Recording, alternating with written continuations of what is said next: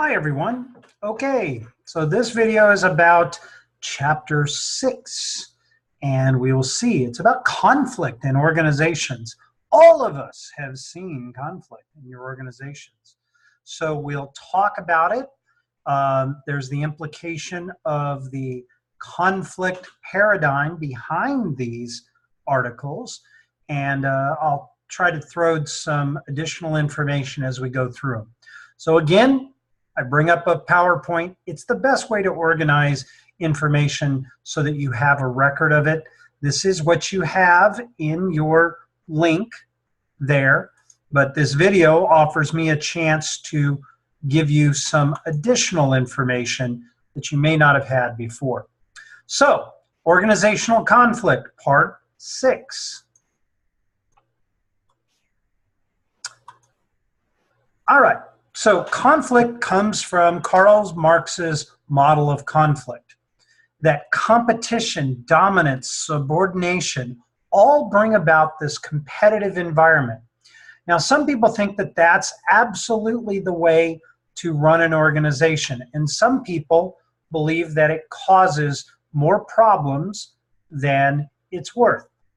So Mary Parker Fowlet's theory focused on the constructive aspect of conflict, that inclusion and reconciliation of a multiplicity of views left everybody feeling like they had been heard and understood. Now, they may not have got their way, but they absolutely, like adults, were able to settle their differences. Now, conflict theory is about critical, change-oriented perspective. If you're going to change your organization, you're going to go through some conflict. It's about improvement through the emancipation of oppressed participants. Usually workers is what Marx talked about. In this case, it could be any level of the organization and its infrastructure. The history of conflict theory comes out of the Industrial Revolution.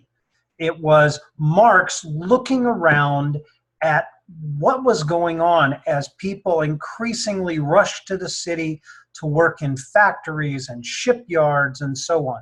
In fact, Marx did a very famous survey of workers in a Polish shipyard that gave him some ideas that he would later turn into his theories.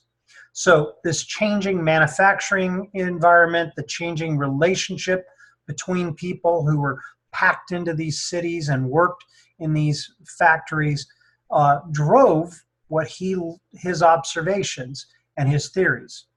So we do notice, or at least Marx noticed, that there was a class system that developed the owners of the property and the people who work there, the owners of the means of production, to use the Marxist terms, and those that gave up their labor. So this changed how things were done because the proletariats or the workers became subject to some conflict and subordination and many other things. There are disadvantages of this type of system. The workers don't really own the means of production, so they're not totally invested in it. They really just sell their labor. They can't necessarily accumulate capital so that they can own their own companies or even pull themselves out of poverty. You see restrictions on divisions of labor so that people are kind of stuck. It's almost like a caste system where people get stuck. You're the guy who puts the wheels on the cars. That's all you'll do for the rest of your career. So you lose autonomy. There's no creativity. You just do the same job over and over and over. And to many of us these days, this sounds terrible, and kind of is. All right, I'm going to slow that down, bring that back up. I had to check something real quick.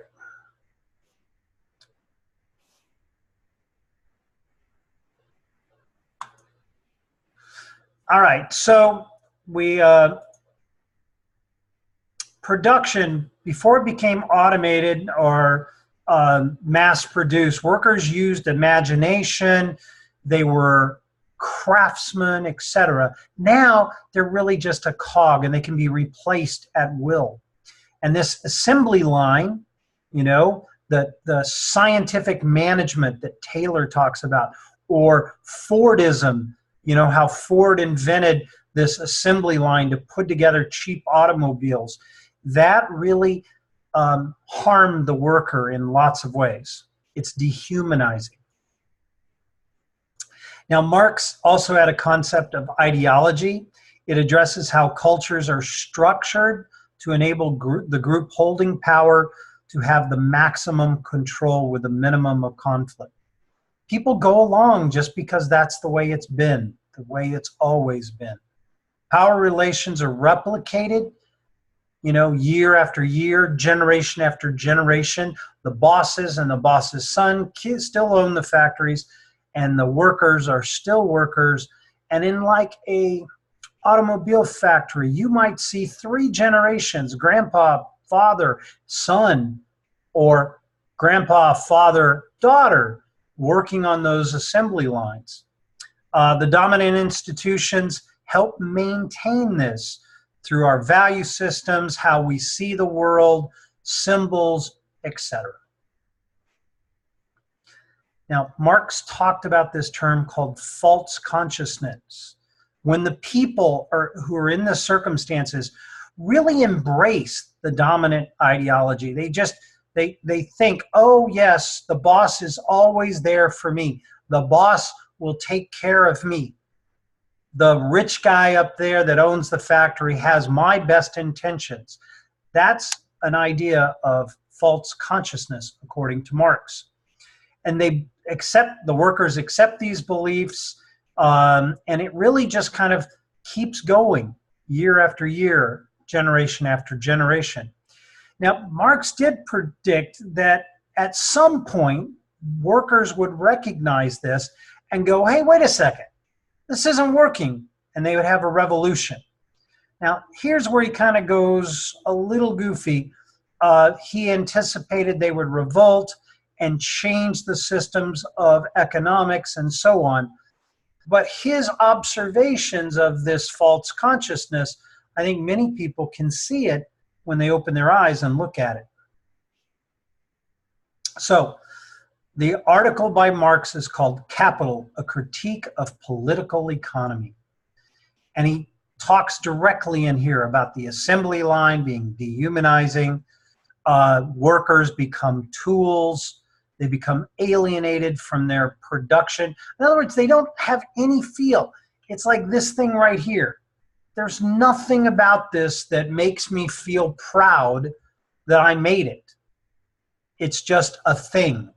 And the more we can get workers to think that way, the more we can exploit them, according to Marx. So work is not fulfilling. It's just a means to money. And what do we do with money? We spend it. We splurge it. We blow it. Workers then try to maximize their profit. And if that means they cheat a little bit, they cheat. They're just trying to do what the system tells them to do, which is get the most you can.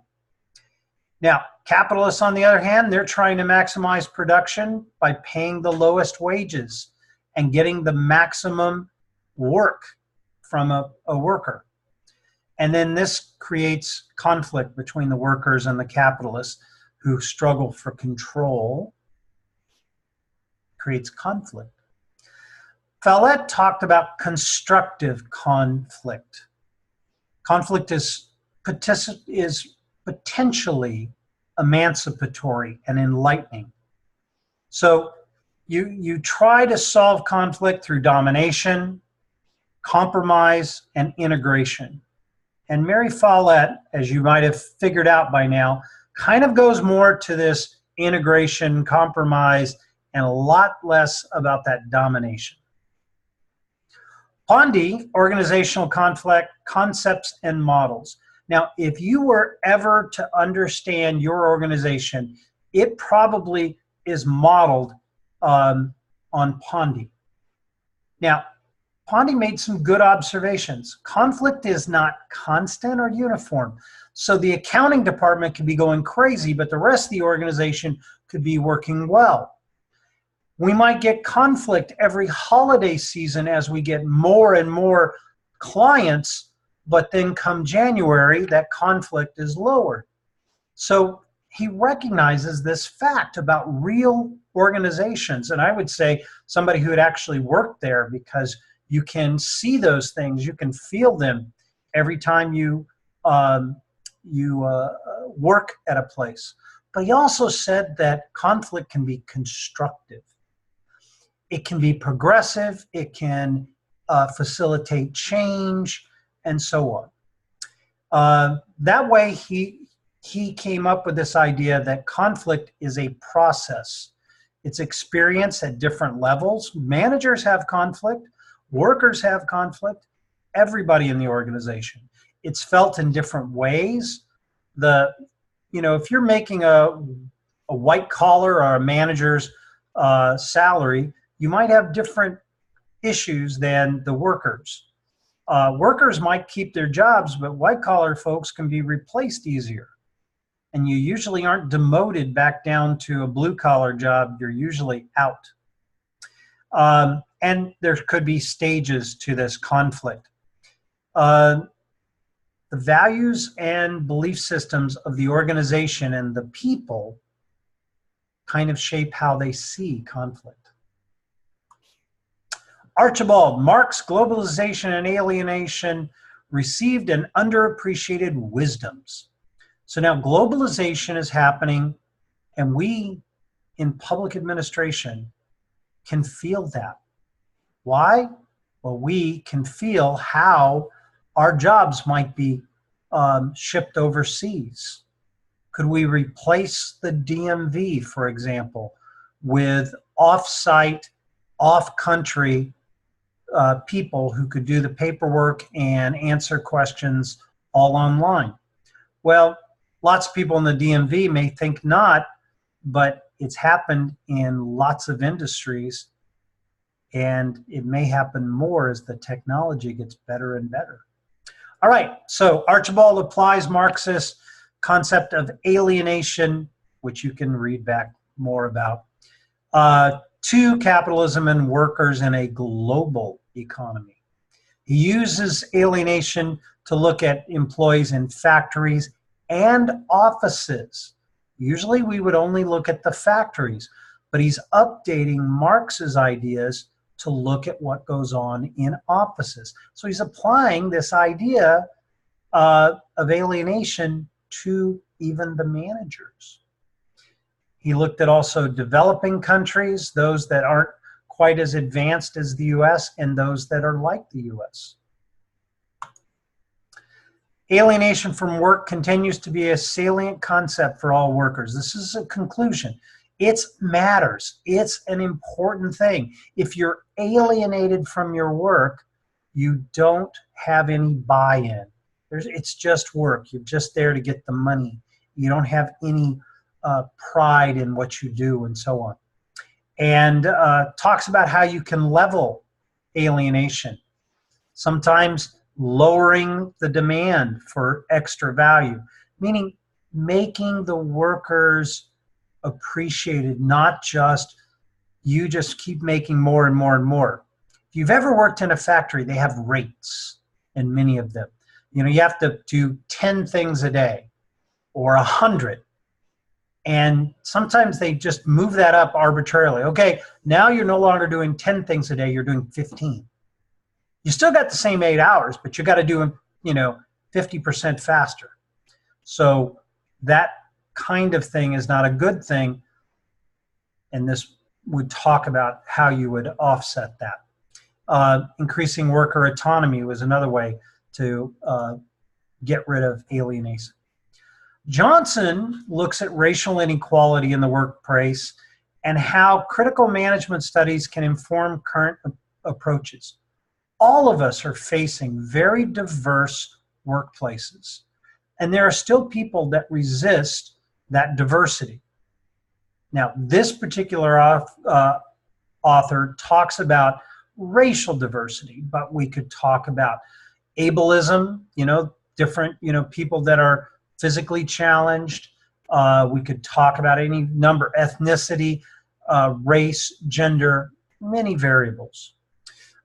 This looks at critical management studies, also known as CMS, and how they provide some alternative ideas or paradigms that really challenge what's going on currently.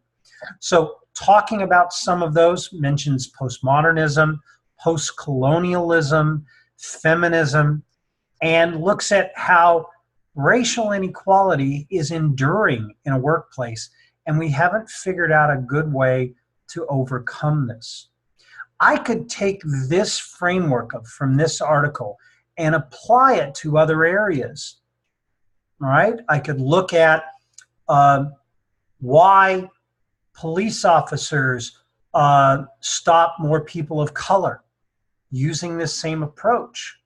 So using a theory it can reach into other areas, but this is specifically about management of public administration organizations. CMS locates the causes of and solutions to inequality. That last part, that solutions, I might question that.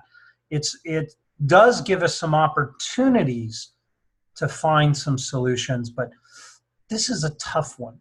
I mean, it's really difficult to overcome those embedded things. It's not impossible. Provides recommendations for management, education, and diversity training, and recognizes that organizations represent political and economic interest. So I'll give you a quick example. This is a strange one, but if you think about it, it's hard. When you think of gender, do you think of two? Male, female? When you write a survey, do you put down two? Male, female? Or do you add in other?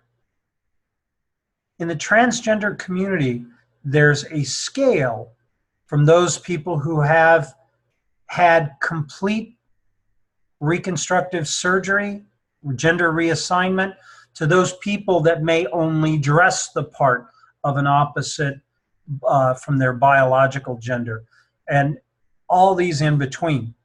If we ask the question, are you male or female, and we gave it a different answer set, strongly agree, agree, disagree, and strongly disagree, we're allowing the survey participant to think about how they think about gender. Do they think of it as a binary, male, female, or do they think of it as a continuum? I have a friend that trains Bank of America managers, and this is her example. And if you've ever seen uptight management types suddenly challenged in how they think, it's really funny. And she challenges them with that simple little question. Johnson would say that's an example of this kind of theory. It's interesting.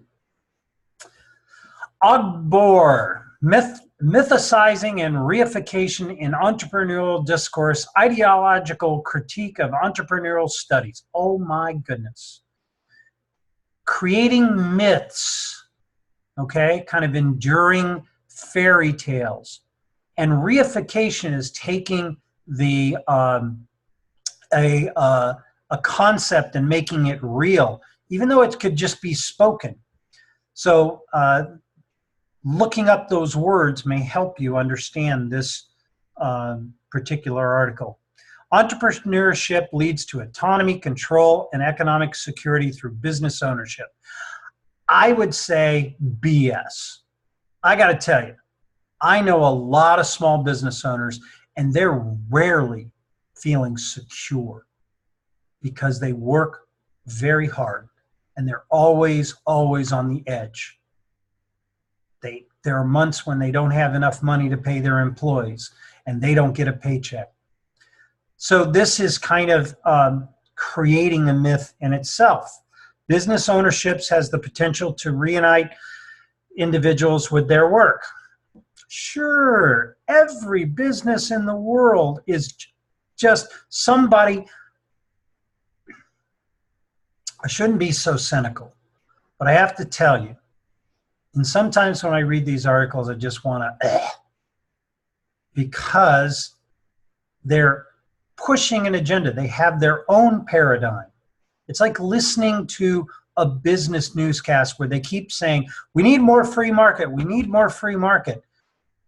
They forget that there are other ways to organize an economy. The discourse of entrepreneurship is discriminatory, gender-based, ethnocentric, ideologically controlled. Those are all bad things. It keeps societal bias and power structures. Okay. So entrepreneurs believe that they have the way of doing things, but there are problems with it when a person steps back and looks at it. So Ogbor starts out by talking about these wonderful entrepreneurs and how they believe, kumbaya, everything is fine, but there's quite a bit of unexamined, contradictory assumptions in that reality. Concludes with researchers and theorists need to critically examine those conventions and those assumptions. It's a really interesting article. Okay, guess what? We have another one down. This area, I think, and the next one are really important and interesting stuff. I hope you enjoy these. Take care.